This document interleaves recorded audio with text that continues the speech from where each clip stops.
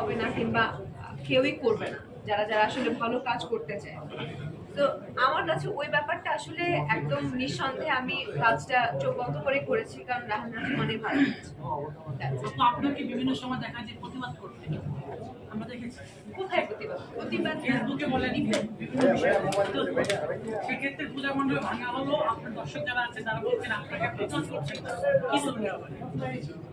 আমি প্রতিবাদ আসলে আমার কাছে আমার চোখে আসলে ওরকম ভাবে পড়েনি, বাট আমি সবসময় সত্যের পক্ষে থাকি, ভালোর পক্ষে থাকি। আমি এখনই বলবো, এখন সবাইকে বলবো, এবং আমি ইদানিং ধরে আমি ফেসবুকে একটু কম অ্যাক্টিভ, যেটা আমি বলবো। আর ফেসবুকে প্রতিবাদ করা মানেই যে অনেক বড় কিছু, কিংবা আমার প্রতিবাদের কারণে যে সবকিছু বন্ধ হয়ে যাবে তা কিন্তু না। বাট আমি মন থেকে চাই যে প্রত্যেকের জায়গা থেকে ভালোটাকে সাপোর্ট